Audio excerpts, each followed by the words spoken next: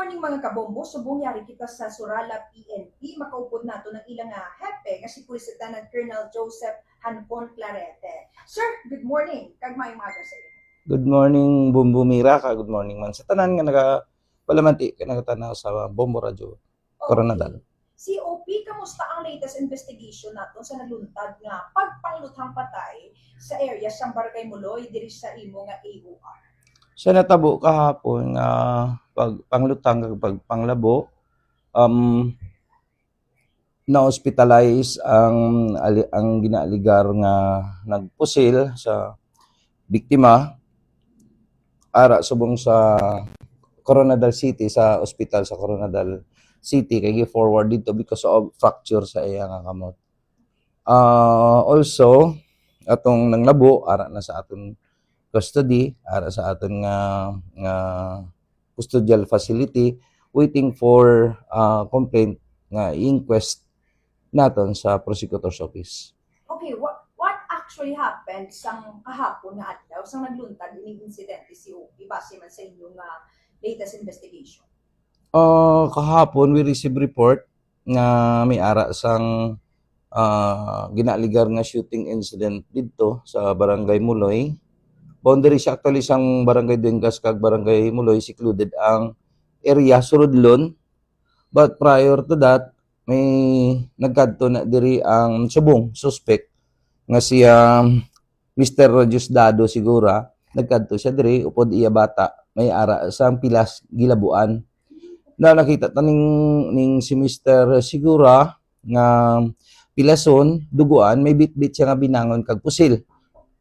So upod niya man ang iya nga bata nga si Fritz nga may pilas sa itsura mismo. So may ara siya sang giping wound, dako diri sa itsura niya. What we did was gin-assist naton madala anay sa ospital because they were victims sang gina-allege niya nga hacking incident nga nakita taman nga may mga gilabuan sila. Now gin-surrender niya ning isa ka unit nga binangon, pinuti nga kalaba-laba kag ini man homemade caliber nga 45 pistol. So after that, dugay-dugay may information kita nga dito sa Muloy may ginaaligar nga may shooting incident. So ginsaka natin dito nakita ta may patay who was ini siya si Angel nga Solomon nga allegedly ginpusil sang biktima nga si Mr. Diosdado Sigura man.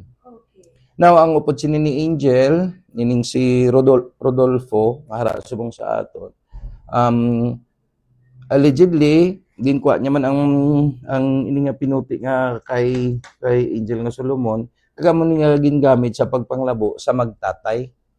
So duha karon ang aton nga suspect, isa sa shooting incident sa pagkapatay sini ni Angel nga Solomon kag isa man sa hacking incident sa pagpanglabo sa bata ni Mr. Sigura kag sa iya man. Crimes ang natabo sa area gari sa Barangay Muloy. Ano nga tabo dito kay Diosdado and Fritz Gindangat yun sa Balay Bulungan, and after that si OP, ano ang himuon nga tikang sa ila? So sa arap sila subong sa kwan kay required sila for medical attention. May ginapabantayan ta sila sa police nato halin man diri sa Surala, and then comes time nga i-release na sila from the hospital, dalo natin diri sa police station under our custody for the filing of appropriate case. Okay. How about kay Rodolfo nga nakita naton kay ina kag maga-witness siya may igapasangat lang sa iya nga kaso, so hindi bala makabi kay self-defense ang iya nga ginhimo, or ano to siya, sort of retaliation si OP ba? Whatever ang mga depensa nila, that will be discussed na sa court na sa ilang mga depensa. But as of now, the fact is, ara mismo, nga may tiniro, may ginlabo. So may tiniro na patay, may ginlabo man nga pilason ara sa ospital. Na kung ang depensa sang naniro, kay nag-retaliate lang, kay defense lang, iyan na nga panindogan sa korte, kay may napatay. Nako ang ining kay Rodolfo nga naga-witness siya sa upod niya. Upod sila actually ni Angel. Ito napatay ang balon niya nga nagdepensa man siya, kag nag-retaliate man siya. Nag-defense man siya sa sarili niya. Siya na mag-prove sa court because the fact is may ara sa sang ginlabo nga wasak ang itsura. Amo man gyapon ang si Mr. Sigura nga may napatay. Okay, Tapos si sila. Diosdado, ginabo man ni Rodolfo. Yeah, Ano nakuha allegedly. ni Rodolfo? Paano naman nakuha ni Rodolfo ang mga pinas niya sa ulo? Allegedly kay nagpukutanay na sila. So atong mag-ama tinatumba naman tong si Angel nga Solomon, tumba naman. So nagatindog na lang ini si Rodolfo, si Diosdado, kag tong bata niya nga nalabuan naman gyapon. Kami isa pa ka bata gyapon ni Mr. Sigura. Mo to nagbulig nga makaptan, punggan ang ining si Rodolfo. And then siguro during this scaffold, sa pag inagawan na sa Binangon, nalabuan man siya. And then he managed to escape siya. So nalagyo gyapon ining tiyak man sig palagyo sila. Ang isa nag-report sa police station, ang isa gindala sa ospital gyapon. Okay. So by this time po si OP, ano po yung mga panawagan natin sa mga taga-Surala and sa mga residente rin po dito, and especially po sa mga mahilig pong magtalo? Ano po yung mga karagdagang reminders natin upang hindi na po mangyari yung mga ganitong insidente? Itong insidente po ng pananaga and insidente rin po ng homicide. Bumumira, no? Time and again, we are reminded sa una pa nga hindi kita magpadala sa init sang ulo. Now, madugangan pagid ina kung nakainom-inom pagid kita.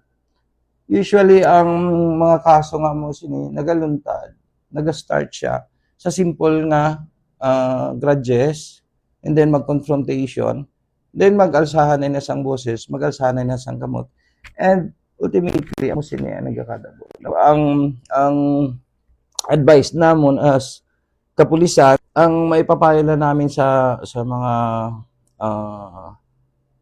ating mga kababayan dito sa Surala, sa buong South Cotabato, panatilihin po natin na mahinahon, malamig ang ulo, at isipin po natin na magiging resulta ng ating mga gagawing hakbang laban po sa ating kausap or kagalit. Damo gid nga salamat si OP, kag have a good